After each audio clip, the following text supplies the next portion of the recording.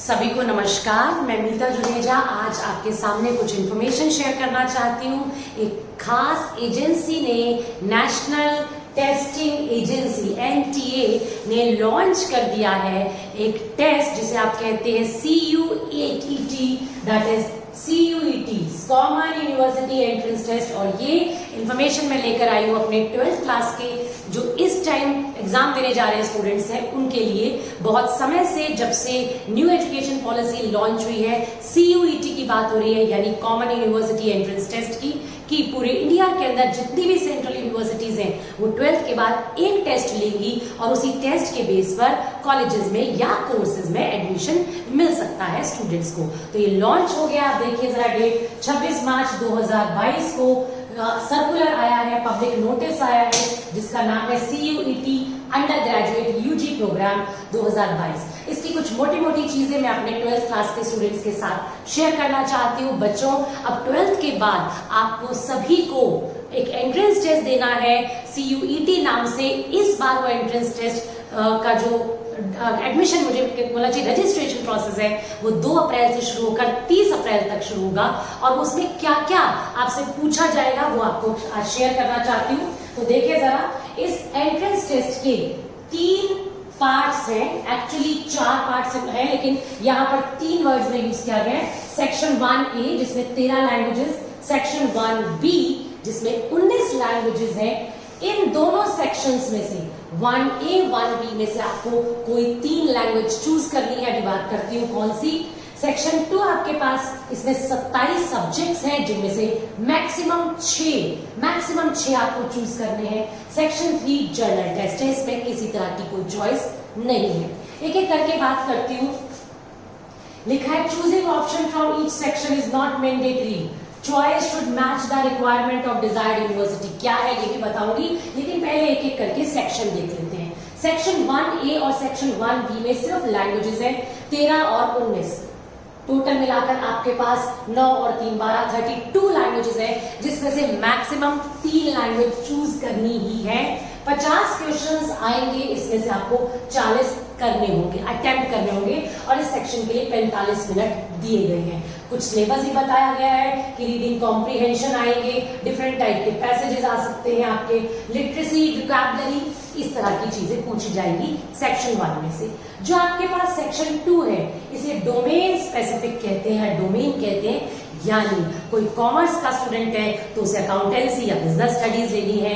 अगर मान लीजिए ह्यूमैनिटीज का स्टूडेंट है तो उसे पॉलिटिकल साइंस लेनी है या हिस्ट्री लेनी है या ज्योग्राफी या इकोनॉमिक्स। तो उस हिसाब से जो सब्जेक्ट आपने 12th क्लास में पढ़े हैं उन 27 सब्जेक्ट्स में से कोई 6 आपको चूज करने हैं, मैक्सिमम 6 चूज करने हैं। और वही 50 क्वेश्चन आएंगे जिसमें से 40 आपको अटेम्प्ट करने हैं।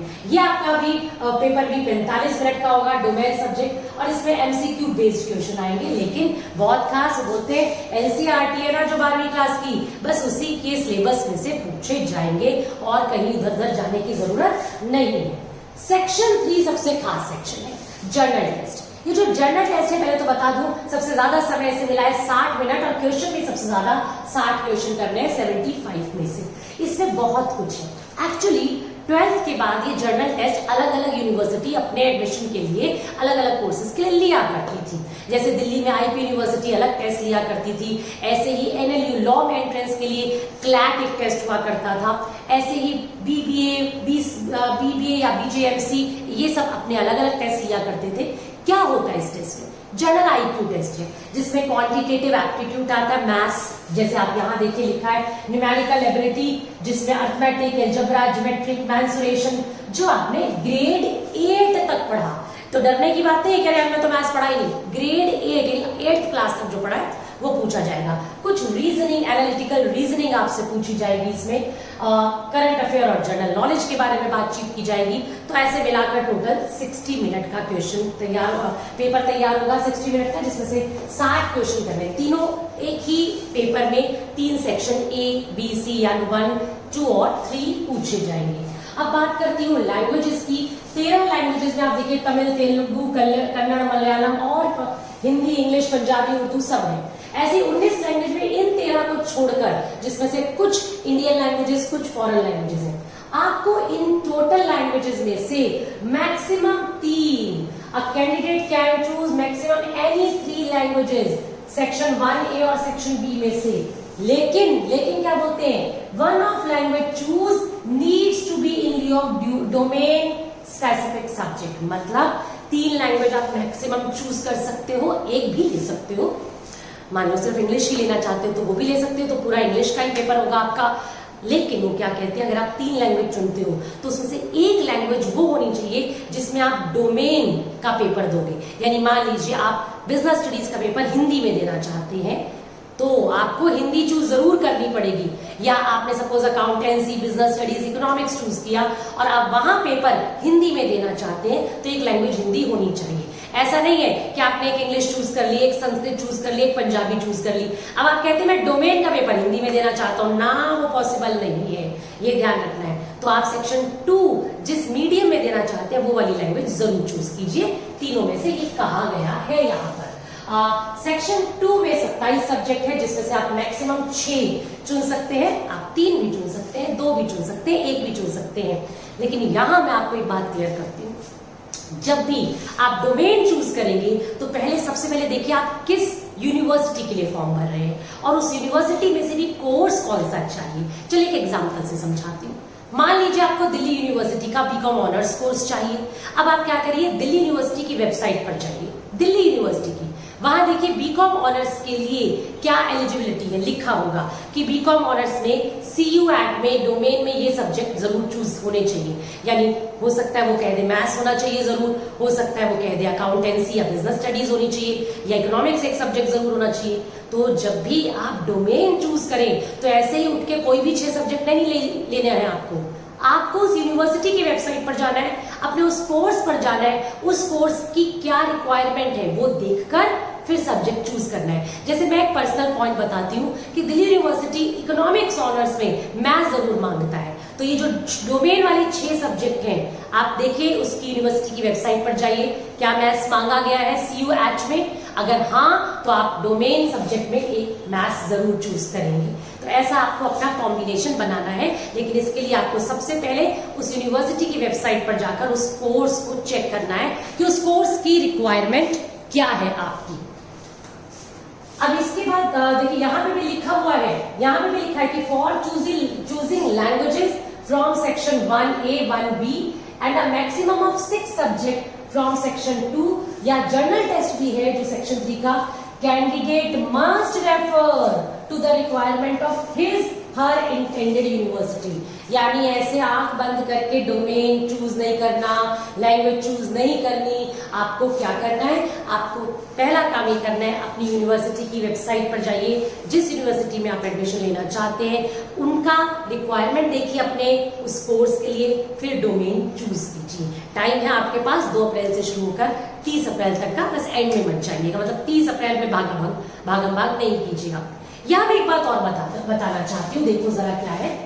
यहाँ पर इन्होंने लिखा है कि ये सेंट्रल यूनिवर्सिटी के लिए है, the detail of programme offered by central university. पहले तो इन्होंने बोल दिया कि हर पहले तो सेंट्रल पे आ जाऊं मैं, यानी जरूरी नहीं है कि स्टेट यूनिवर्सिटीज जो है, जैसे हर स्टेट की अपनी यूनिवर्सिटी होती है, वो भी इस CU एक्ट को मानना चाहे तो मानेंगी, नहीं तो अपना भी एंट्रेंस टेस्ट ले सकती हैं या 12वीं क्लास की मेरिट के बेस पर भी एडमिशन दे सकती हैं। जैसे एग्जांपल दूं तो दिल्ली के अंदर IP यूनिवर्सिटी स्टेट यूनिवर्सिटी है, BR अम्बेडकर स्टेट यूनिवर्सिटी है, लेकिन दिल्ली यूनिवर्सिटी है वो सेंट्रल यूनिवर्सिटी है। तो सेंट्रल यूनिवर्सिटीज तो मानेंगी ही, स्टेट यूनिवर्सिटीज आपको बताएंगी। उनका जो भी वेबसाइट है साफ साफ लिखा है कि उनकी वेबसाइट पर जाइए उस यूनिवर्सिटी की और देखिए कि वो किस तरह से अपने कोर्सेज में एडमिशन देने वाली है आपको। पर मुझे लगता है CU एक्ट को लगभग सब मानेंगे। यहाँ एक बात और क्लियर कर लूं, बच्चों के दिमाग में एक पॉइंट आता है, अच्छा अब 12th क्लास की मेरिट का कोई लेना देना नहीं, मतलब 12th क्लास के मार्क्स का कोई लेना देना नहीं है। एक्चुअली ऐसा नहीं होना चाहिए, ऐसा नहीं होगा। आप जिस यूनिवर्सिटी में एडमिशन लेना चाहते हैं उसकी वेबसाइट पर जाएं, आप देखिए अंडर ग्रेजुएट कोर्सेज की क्या कंडीशन है और मुझे ऐसा लगता है कि कुछ ना कुछ एलिजिबिलिटी कंडीशन तो वो लगाएंगे ही कि 12वीं में मिनिमम इतने मार्क्स होने चाहिए प्लस CUET का रैंक देखकर एडमिशन मिलेगा, दोनों को ऐड करके। तो ऐसा ना हो कि कहीं आप पढ़ाई छोड़ दें, और वैसे भी पढ़ाई छोड़ नहीं सकते क्योंकि 12th क्लास के सब्जेक्ट्स हैं उनका डोमेन जो आपका टेस्ट है, सेकंड सेक्शन का टेस्ट है, उसमें बहुत बहुत बड़ा रोल है आपके लिए, आपको एडमिशन दिलवाने के लिए। तो 12th में तो पढ़ाई आपको खूब अच्छे से करनी ही पड़ेगी, चाहे 2 महीने जो बचे हैं उसमें आप अच्छे से पढ़ाई कर लें। और ये लगभग सारा जो इसके अंदर दिया गया था लगभग सभी मैंने आपके सामने क्लियर कर दिया है। अगर मैं बात करती हूँ सिलेबस की, तो सबसे पहले टेस्ट जो है वो कंप्यूटर बेस्ड टेस्ट होगा, पेन पेपर टेस्ट नहीं है। आपके सेंटर्स पड़ेंगे, वहां जाकर आपको कंप्यूटर पर टेस्ट देना पड़ेगा। Objective type MCQ type test है, मीडियम 13 लैंग्वेजेस। अच्छा याद रखिएगा, वो जो लास्ट की लैंग्वेजेस है उनमें से नहीं आएगा मीडियम इन्हीं 13 में से कोई एक चूज करना पड़ेगा जो ये 13 दी है। सिलेबस की बात करें तो सेक्शन 1A और 1B में आपका रीडिंग कॉम्प्रिहेंशन आएगा, लैंग्वेज वाला है, अलग तरह के पैसेज आएंगे, फैक्ट से, लिटरेरी से रिलेटेड, वोकैबुलरी से रिलेटेड, ये आपने इंग्लिश में पढ़े हैं। और सेक्शन 2 की बात करें तो NCERT बेस्ड होगा सारा का सारा, जो भी NCERT के अंदर है, क्लास 12 का सिलेबस हुई। सेक्शन 3 की बात करें तो आपको मैंने भी बता ही दिया, GK है, क्वांटिटेटिव एप्टीट्यूड है, रीजनिंग है, इसकी तैयारी आपको करनी पड़ेगी। आपकी जो रजिस्ट्रेशन है वो शुरू हो जाएगी ऑनलाइन इस वेबसाइट से http://samarth/ac.in/ और अवेलेबल कब से है? 1 अप्रैल से अवेलेबल हो जाएगा। लेवल ऑफ क्वेश्चन 12वीं वाला है, पूरा 12th वाला है। अटेम्प्ट्स कितने हैं? अटेम्प्ट्स की बात यहाँ पर है, बेसिकली यूनिवर्सिटी पे छोड़ दिया गया है कि अगर यूनिवर्सिटी पिछले साल के भी किसी स्टूडेंट को एडमिशन देना चाहती है तो वो ये पेपर दे सकता है बच्चा, लेकिन आप लोगों के लिए जो इस समय 12th में है, 2022 में 12th पेपर देने वाले हैं अभी अप्रैल में, उनके लिए तो जरूर है ये टेस्ट। लैंग्वेज की चॉइस की अगर बात करते हैं तो कहते हैं generally language should be chosen once that a student has opted in his latest class 12th board, यानी कि बोर्ड के एग्जाम में आपने जो लैंग्वेज लगी इंग्लिश या हिंदी, जनरली वही लेनी है आपको। लेकिन फिर बार बार बोल रहे हैं कि आप जिस यूनिवर्सिटी में एडमिशन लेना चाहते हैं उसका वेबसाइट पर जाइए, अगर वो किसी लैंग्वेज को बोलते हैं कि ये वाली लैंग्वेज होनी चाहिए तो वो जरूर चूज कीजिए। बिल्कुल ऐसे डोमेन के बारे में बोलते हैं, if the subject to be studied in the under graduate course is not available in the list of 27 domain specific subject being offered, the candidate may choose the subject closest to his choice। देखिए कहते हैं कि मान लीजिए उसने बच्चे ने 12वीं में कोई ऐसा सब्जेक्ट पढ़ा है जो इन 27 में नहीं आ रहा है और वो उस सब्जेक्ट को लेना चाहता है, तो अब क्या किया जाए? एग्जाम्पल देखिए, for example for biochemistry the candidate must choose biology. मान लीजिए 27 सब्जेक्ट में लिखा है बायोलॉजी, लेकिन बच्चे ने बायोलॉजी नहीं पढ़ा, बायोकेमिस्ट्री पढ़ा, तो वो बायोलॉजी चूज कर ले, उससे क्लोजेस्ट सब्जेक्ट चूज कर ले अगर डोमेन में वो सब्जेक्ट नहीं है। ये यूजुअली उन स्टेट्स के लिए है या उन बोर्ड्स के लिए है, 12th बोर्ड्स के लिए जिनके सब्जेक्ट थोड़े डिफरेंट होते हैं और वो 27 सब्जेक्ट में शामिल नहीं किया, तो क्लोजेस्ट को चूज किया जा सकता है। और बोला गया है कि हर स्टूडेंट को रजिस्ट्रेशन करवाने से पहले, टेस्ट भरने से पहले आप जरूर विजिट कीजिए इस ऑफिशियल वेबसाइट को जो मैंने बताया, और हेल्पलाइन, आपको हेल्पलाइन नंबर भी दिया हुआ है, आप यहाँ भी विजिट कर सकते हैं, फोन कर सकते हैं, और साथ में आप यहाँ मेल भी कर सकते हैं NTA@CUET। तो दिस इज ऑल अबाउट आपका NTA का जो CUET निकाला है उसके बारे में सभी कुछ मैंने बताया। जैसे जैसे और सर्कुलर्स आएंगे, कीप इन टच विद दो सर्कुलर, लेकिन ये तो पक्का है कि अब 12th के मार्क्स के साथ साथ आपका अदर वे राउंड डेवलपमेंट जरूरी है, क्योंकि इसमें जनरल एप्टीट्यूड टेस्ट डाल दिया गया है। घबराने की बात नहीं है, आप तैयारी करेंगे और जो डिजायर्ड कोर्स है, यूनिवर्सिटी है, you will get there. All the best to all 12th aspirants.